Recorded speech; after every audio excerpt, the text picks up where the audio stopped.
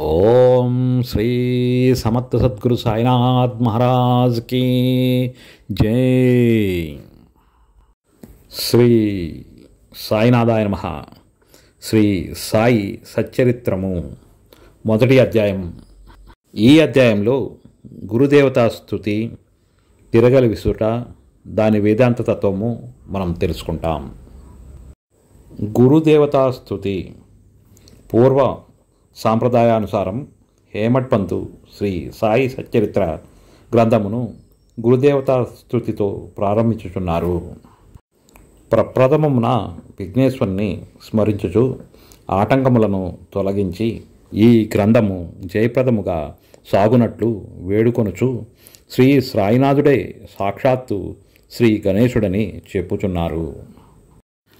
పిమ్మట శ్రీ సరస్వతీదేవిని స్మరించి ఆమె తనని గ్రంథరచనకు పురికొల్పినందునకు నమస్కరించుచు శ్రీ సాయే సరస్వతీ స్వరూపులని తమ కథను తామే గానం చేయుచున్నారని చెప్పుచున్నారు.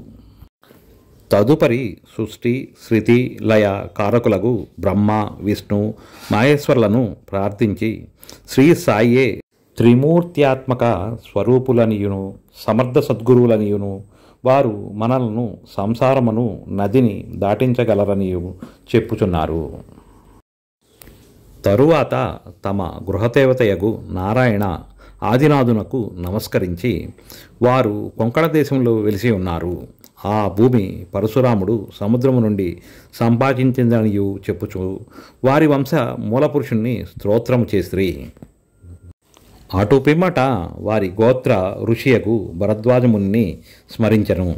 అంతేగాక యజ్ఞవల్కుడు, భృగుడు, పరాశరుడు, నారదుడు, సనకసనందనాథుడు, సనత్కుమారుడు, శుకుడు, కౌశికుడు, విశ్వామిత్రుడు, వశిష్ఠుడు, వాల్మీకి, వాసుదేవుడు, జైమని, వైశంపాయనుడు, నవయోగేంద్రులు మున్నగు పలువురు మునులను, నివృత్తి, జ్ఞానదేవు, సోపాను, ముక్తాబాయి, జనార్దనుడు, ఏకనాథుడు, నామదేవుడు, తుకారాము, కాన్హ, నరహరి తదితర అర్వాచీనియ యోగేశ్వర్లను కూడా ప్రార్థించెను. తరువాత తన పితామహుడైన సదాశివునకు, తండ్రి రఘునాథునకు, కన్నతల్లికి, చిన్నతనము నుండి పెంచి పెద్ద చేసిన మేనత్తకు, తమ జ్యేష్ఠ సోదరునకు నమస్కరించెను. అటుపైన పాఠకులకు నమస్కరించి తన గ్రంథమును ఏకాగ్రతా చిత్తముతో పారాయణం చేయుడని ప్రార్థించెను.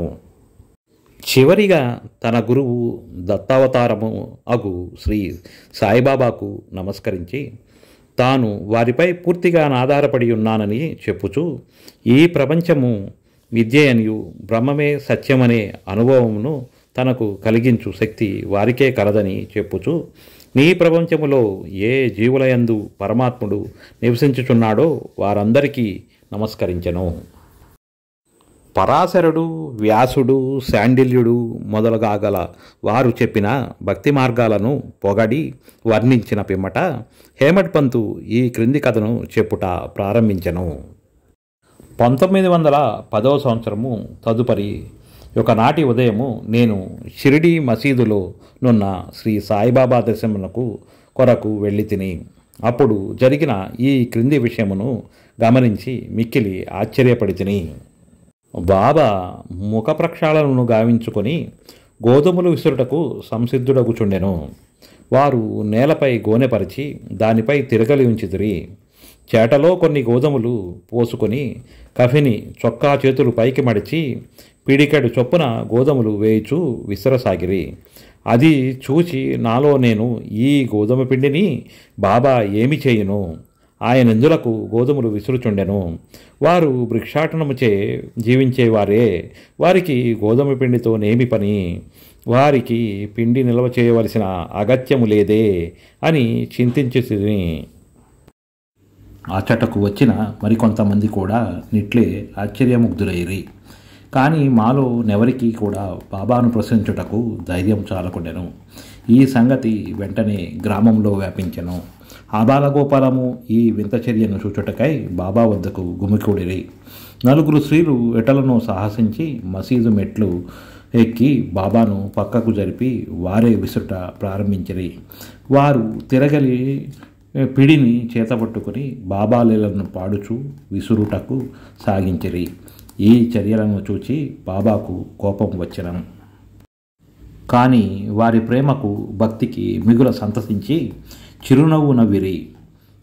విసురునప్పుడు స్త్రీలు తమలో తాము ఇట్లనుకునుచుండిరి, బాబాకు ఇల్లు పిల్లలు లేరు, ఆస్తిపాస్తులు లేవు, వారిపై ఆధారపడిన వారు, ఆయన పోషించవలసిన వారెవరూ లేరు, వారు భిక్షాటనముచే జీవించువారు, కనుక వారికి రొట్టె చేసుకొనుటకు గోధుమ పిండితో నిమిత్తము లేదు.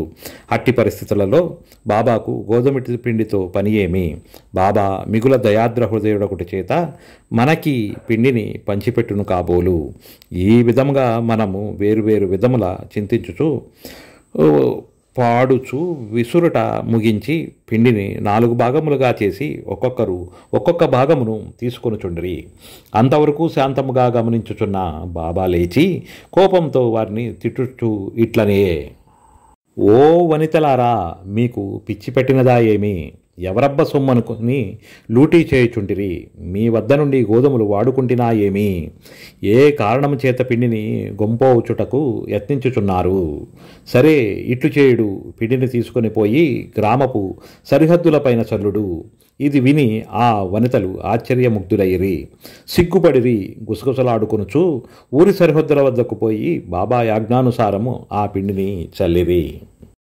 నేనిదంతయు చూచి షిరిడీ ప్రజలను బాబా చర్యను గూర్చి ప్రశ్నించి తిని, ఊరిలో కలలాజాడ్యం కలదనియు దాన్ని శాంతింపచేయుటకు కది బాబా సాధనమనియు చెప్పిరి.